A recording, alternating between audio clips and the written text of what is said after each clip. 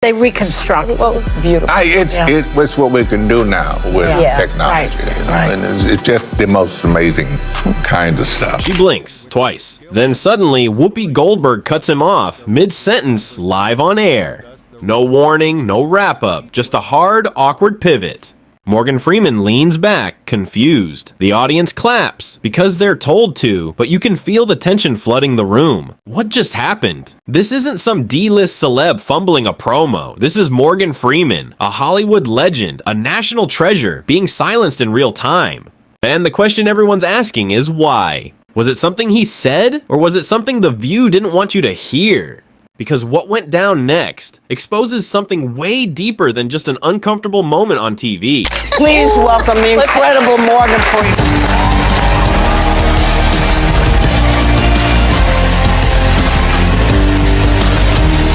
Before we peel this one wide open, make sure to smash that like button, hit subscribe, and tap the notification bell so you never miss these explosive takedowns. Did you just subscribe? Awesome. Now, buckle up. I had a question, but we run out of time. Listen, this is extraordinary, this stuff. Oh, yeah. I agree. It starts off exactly how you'd expect. The View rolls out their signature intro, polished smiles on full display. Joy is grinning, Sunny is nodding, and Whoopi is holding court from center stage. Then the legend walks in, Morgan Freeman, draped in his usual effortless charm, voice like velvet and thunder. He's there to promote his latest Netflix docuseries, Life on Our Planet. Standard promo run, right? Or so everyone thought.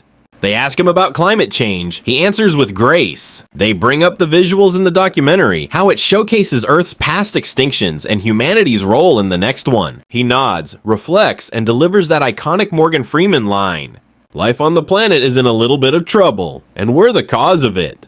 The audience claps. Whoopi gives a polite smile. Everything still feels scripted, calm.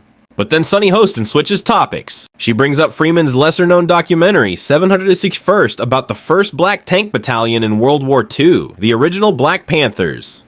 She fumbles the title a bit, tries to quickly move on, but Morgan doesn't let that slide. 761st, he gently corrects, the original Black Panthers. You can already feel the producers shifting in their chairs. What happens next? That's when the segment takes a sharp left turn. Now Morgan is done playing polite. He starts talking about the lack of representation in early cinema, how growing up he rarely saw black people on screen, and when he did, they were always servants, he says. Always. That's what we were allowed to be.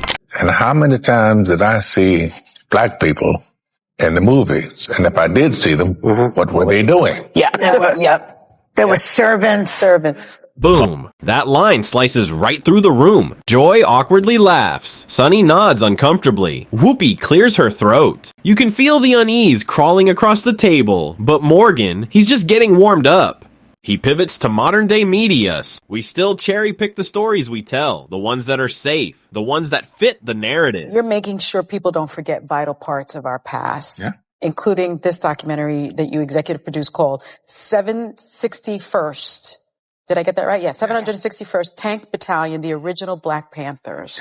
And that is when Whoopi jumps in, trying to soften the blow. Well, that was the time, you know? Things were just different. It's not her fault. It's the period. It's upsetting to watch. Tell you well, it shouldn't be that way. Because somebody did make money. Yeah. You know? Morgan turns to her, calm, direct, unshaken. Different, yes, but not the whole story. There were black entrepreneurs, inventors, pilots, teachers. That part, Hollywood left out. And right there, you can almost hear the producer slamming the panic button. At this point, you can literally see the tension bleeding through the screen. Sunny's smile stiffens. Joy looks off camera. Whoopi's trying to regain control, but Morgan's calm, measured truth is taking up all the oxygen in the room. Yes, and you served in the Air Force. I know that. This film was then very personal to you.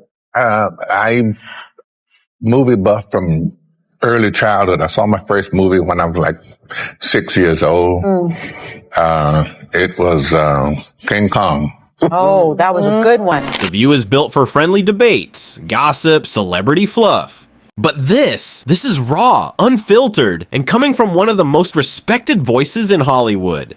She glances off stage, her eyes flicker, then mid-sentence, while Morgan is calmly explaining the importance of documenting black history, She cuts him off.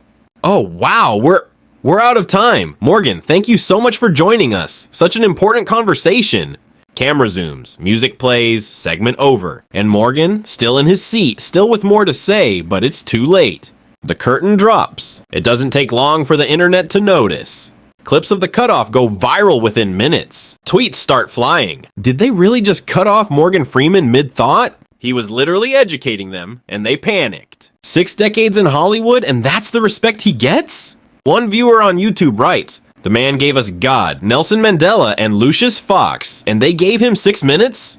Another goes, "It's funny how they had time for fluff segments and political rants, but no time for real talk from a legend. Even TikTok stitches the clip, slowing down Whoopi's eye movement, pointing out the producers signaling her, breaking down the exact second she cuts the segment." People are furious. And the worst part? This isn't the first time. The View has a pattern, let's be honest. Anytime a guest pushes beyond the comfortable narrative, whether it's about politics, race, or media manipulation, the segment gets shut down or conveniently runs out of time. And Freeman, he didn't even push that hard. He wasn't ranting, he wasn't name-calling. He was doing what Morgan Freeman does best, telling stories, educating, using his voice to pull back the curtain. And they couldn't handle it. Some fans even dig up past clips of similar treatment. Politicians, scientists, actors, all abruptly cut when the conversation goes a little too real. The pattern is clear. Let's not ignore the elephant in the room. Years ago, Freeman faced accusations of inappropriate behavior by multiple women. He responded with a public apology. Anyone who knows me or has worked with me knows I'm not someone who would intentionally offend. I apologize to anyone who felt uncomfortable. That storm passed, but it left a shadow. So when Freeman speaks out, especially on sensitive issues, media execs still get nervous. But here's the thing, fans haven't abandoned him. If anything, they've grown more protective. Why? Because they know that when Freeman talks, it's worth listening to. And when he gets shut down like this, it only makes people ask, what were they afraid of? This wasn't just about an awkward interview. This was a clash between truth and television. Between authenticity and agenda. Morgan Freeman didn't go on a rant. He didn't drop any bombs. He just told the truth, quietly, powerfully, and with the kind of authority only he has. And that was enough to send producers scrambling for the plug. That should scare you more than anything. Because if someone as beloved, iconic, and legendary as Morgan Freeman can't speak freely on a mainstream platform, what does that say about the rest of us? So what do you think? Was Morgan Freeman unfairly shut down? Did The View's producers overreact, or were they just protecting their narrative? Drop your thoughts in the comments. I read every single one of them. And while you're here, don't forget to smash that like button, hit subscribe, and tap the notification bell so you never miss the next Hollywood blow-up they hope you won't notice. Because trust me, the drama's just getting started. Stay tuned.